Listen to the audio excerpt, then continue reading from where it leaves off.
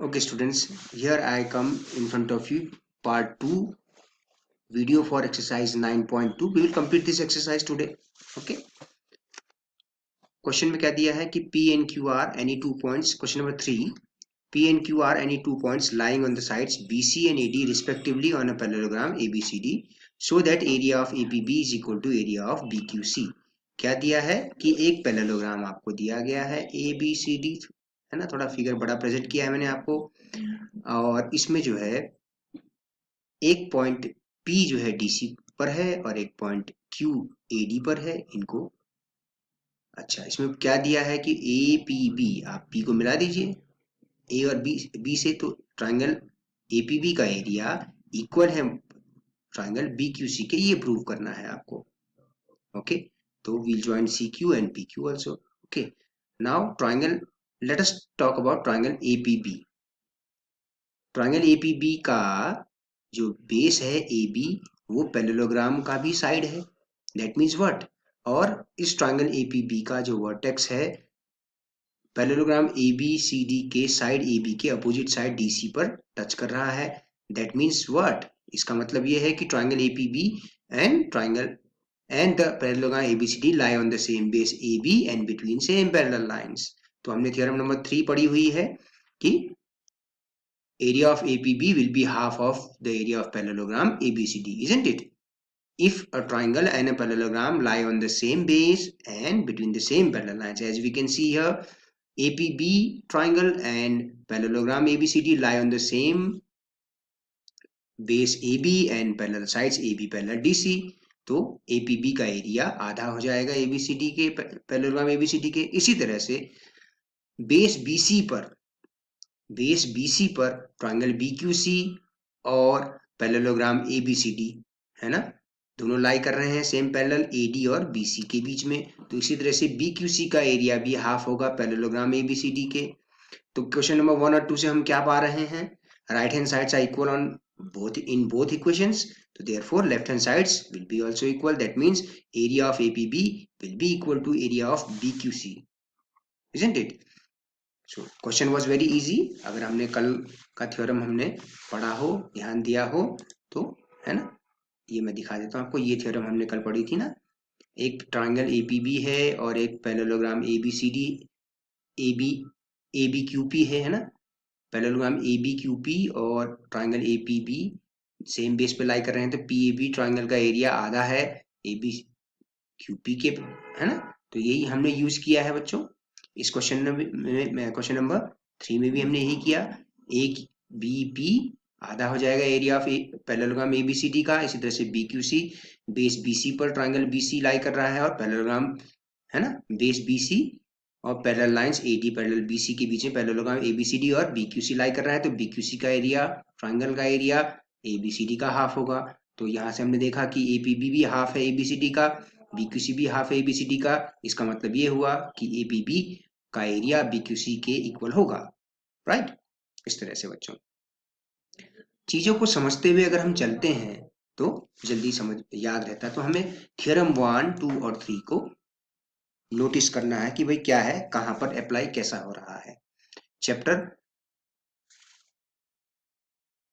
जो area of parallelograms and triangles का है, बहुत ही इंटरेस्टिंग है, ठीक है। थोड़ी सी कुछ बेसिक चीजें, जैसे इसमें एक ट्रिक होती है, उसको उस ट्रिक का इस्तेमाल करना है। जैसे कि क्वेश्चन नंबर 4 में देखिए, फिगर 9.16 है, टेक्स्ट बुक का ही मैंने ये पेज लिया हुआ है। P एक इंटीरियर पॉइंट है पैरेललोग्राम ABCD में। तो पहली बात भाई, ABCD एक पैरेललोग्राम है, तो क्या मतलब है, ABCD पैरेलल होंगे, BC और AD आपस में पैरेलल और इक्वल होंगे, है ना, इस तरह से AB और DC भी इक्वल होंगे, है ना। अच्छा, show that area of APB, भैया ये APB कहाँ है, ये वाला पोर्शन APB का एरिया प्लस PCD का एरिया, ये है half of area of ABCD के, ABCD का हाफ है एक। दूसरा पार्ट क्या प्रूव करना है, APD, ये वाला ट्राइंगल है ना, APD और PBC इन दोनों को ऐड करके, ठीक है, इन दोनों का एरिया ऐड करने पर APB और PCD के एरिया के बराबर आता है, ये बताना है। ओके, तो इस फिगर को मैं थोड़ा सा कंस्ट्रक्शन कर लेते हैं। पहला पार्ट हम कर रहे हैं, पहला पार्ट करने के लिए हमने क्या किया, हमने GH एक लाइन बनाई P से पास होते हुए जो कि AB के पैरेलल हो, okay, will draw a line GH parallel to AB, तो दैट मींस DC के भी पैरेलल होगी, क्योंकि AB और DC तो पैरेलल है, तो ये तीनों लाइन पैरेलल है एक दूसरे के। ओके, अब यहां से हमें कंस्ट्रक्शन से मिल गया हमें, ठीक है, AB parallel to GH, construction से हमने किया AB parallel to GH। Okay, AD parallel to BC हमें तो पहले से दिया हुआ है भैया, AD parallel to BC, opposite side से पैरेललोग्राम के, तो AG भी पैरेलल होगा BH के। तो कुल मिला के ये हुआ कि ABHG एक पैरेललोग्राम हो गया भैया, क्योंकि अगर सेम साइड है ना, सेम साइड, थ्योरम नंबर 8.5 को याद कीजिए, अगर किसी क्वाड्रिलेटर में each pair of opposite sides are parallel then it is a parallelogram।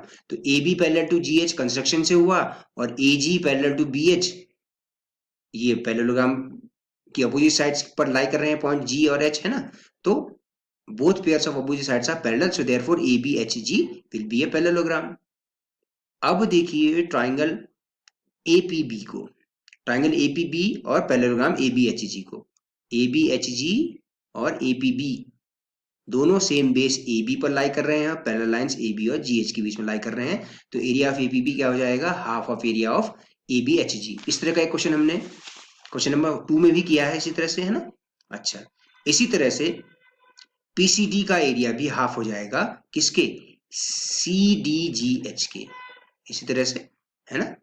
जिस तरह से AD पैरेलल टू BC है, तो इसीलिए GD पैरेलल टू HC होगा, GH parallel to DC construction से हो गया, तो एक पैरेललोग्राम है, तो PCD का जो एरिया है ट्राइंगल का वो हाफ होगा CDGH की, CDGH की। आप देखिए वर्टेक्स इसका पैरेलल लाइन GH पर लाई कर रहा है, तो सेम बेस DC पर। ओके, अच्छा, इन दोनों इक्वेशंस को हमने ऐड कर दिया, तो आपको क्या मिला, APB plus area of PCD is equal to half of, bracket के अंदर हमने कर लिया ABHG प्लस CDHG। फिगर से देखिए ABHG प्लस CDGH ये दोनों मिला के क्या बना रहे हैं, ABCD ही बना रहे हैं, parallelogram ABCD।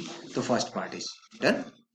Similarly, for doing the second part also, we can do the same kind of construction. We will make FE parallel to AD like this. Okay, तो a line EF is drawn parallel to AD. This is a construction. EF को parallel बना लिया, AD के parallel एक line पास कर दी। तो आप देखिए इसी तरह से AD parallel to EF construction से हो गया। अब क्योंकि AB और DC पैरेलल हैं, अपोजिट साइड्स हैं पैरेललोग्राम ABCD की, तो AE भी पैरेलल होगा DF के। तो if in a quadrilateral both pair, so हम किस क्वाड्रिलेटरल की बात कर रहे हैं, हम बात कर रहे हैं AEFD क्वाड्रिलेटरल की बात कर रहे हैं, AEFD क्वाड्रिलेटरल की हम बात कर रहे हैं, ठीक है। दोनों इस क्वाड्रिलेटरल में AE पैरेलल टू DF है और AD पैरेलल टू EF हमने कंस्ट्रक्शन से किया, तो ये एक पैरेललोग्राम डेफिनेटली है। तो APD का एरिया हाफ होगा AEFD के, ठीक है। इसी तरह से BPC ट्राइंगल का एरिया भी इसी तरह से BCFE भी एक पैरेललोग्राम होगा भाई, ठीक है। BCFE भी एक पैरेललोग्राम होगा, क्योंकि BC पैरेलल टू FE और BE पैरेलल टू FC। तो इसी तरह से PBC का एरिया हो जाएगा हाफ ऑफ BCFE। इन दोनों इक्वेशंस को ऐड करिए, area of APD plus area of PBC is equal to half of AEFD plus BCFE। तो ये क्या है, AEFD प्लस BCFE, ये है ABCD, AEFD और BCFE, AEFD का एरिया और BCFE का एरिया, इन दोनों का एरिया मिला के क्या बन गया, ABCD का एरिया बन गया। ओके, अब ये ABCD का एरिया किसके इक्वल था, पार्ट 1 में हमने प्रूव किया है APB प्लस PCD, है ना, तो यहां से बन गया है, ठीक है। तो इस तरह से ये क्वेश्चन को हमने करना है, तो विदाउट कंस्ट्रक्शन नहीं हो पाएगा, कंस्ट्रक्शन हमें करनी पड़ेगी। यहां पर हमने GH parallel to AB construction कर लिया, पार्ट बी के लिए FE parallel to AB construction AD construct कर लिया। ओके, इस तरह से। फिफ्थ क्वेश्चन है, in triangle 9.17 PQRS is a parallelogram, ABRS is a parallelogram, and X is any point on side BR, so that area of PQRS is equal to area of ABRS। अब आप, ये तो बड़ा आसान सी बात है ना, PQRS और ABRS ये दोनों क्वाड्रिलेटरल पैरेललोग्राम लाई कर रहे हैं बेस SR पर, और same parallel line PB parallel to SR के बीच में लाई कर रहे हैं. तो therefore area of if two parallelograms are on the same base and lie between the same parallels, then they are equal in area. So by the theorem 1, PQRS is area of PQRS is equal to area of ABRS. First part is done. Second part is there. Prove that AXS area of AXS, this one is half of PQRS. Now you can see here ABRS is a parallelogram and triangle AXS है ना. तो parallelogram की side AS पर base AS पर triangle AXS भी है. तो if a triangle lie on the same base and between the same parallels, then it will be with the parallelogram, then it will be half of the area of parallelogram. तो आप देख सकते हैं यहाँ पे triangle AXS and parallelogram ABRS are lying on same base AS and between same parallels AS parallel BR. तो इसलिए area of triangle AXS will be half of area of ABRS. अब ABRS का एरिया किसके बराबर था? PQRS के. तो AXS is equal to half of area of PQRS. आसान सा है, केवल फिगर को ही रीड करना है हमने. ओके, फिगर को रीड कर लेंगे तो बहुत आसानी से ही समझ में आ जाता है, कोई ज्यादा डिफिकल्ट नहीं है ये वाली एक्सरसाइज. अच्छा, क्वेश्चन नंबर 6 देखिए. एक फार्मर जो है उसका एक फील्ड है PQRS फॉर्म में, पैरेललोग्राम PQRS फॉर्म में. She took any point A on RS, ठीक है, यहाँ पे, और joined it to P and Q. Okay, ये हो गया. In how many parts the field is divided? तो clearly you can see the field is divided into 3 parts. What are the shapes of these 3 parts? All 3 are triangles. The farmer wants to sow wheat and pulses in equal proportion of the field separately. How should she do it? Okay, तो field को 3 part में divide कर दिया. Okay, PSA, triangle PSA, triangle plus triangle PAQ plus triangle QAR is equal to area of PQRS. अब आप खुद देखिए, base PQ पर ट्राइंगल PAQ और parallelogram PQRS, same parallel lines SR parallel SQ में लाई कर रहा है. तो PAQ का एरिया हाफ होगा PQRS का. अगर PQRS का एरिया हाफ है, अगर PAQ का एरिया हाफ है PQRS का, तो इसका मतलब क्या है कि PSA और QAR का एरिया भी हाफ होगा PQRS के, क्योंकि ये ट्राइंगल जो है ये हाफ है थ्योरम से, ये हाफ है. Triangle lying on the same base and same parallel with the parallelogram, है ना, will be half of the area of the parallelogram. अगर PAQ का एरिया, ये एरिया हाफ है PQRS का, तो PSA और QAR का एरिया भी हाफ होगा फिर PQRS का. तो अगर यहाँ वीट लगा शो कर रहा है फार्मर, तो बाकी दोनों पल्सिस कर लेगा. तो from 1, 2 and 3 we can conclude the farmer must show wheat or pulses in triangle PAQ or either in both triangle PSA and QAR. Like this it is done. Okay, so I feel the video would have been very beneficial for you and you would be understanding. If you have any trouble or any confusion, you can clear your doubts by contacting me anytime. Thank you so much and have a nice day, students.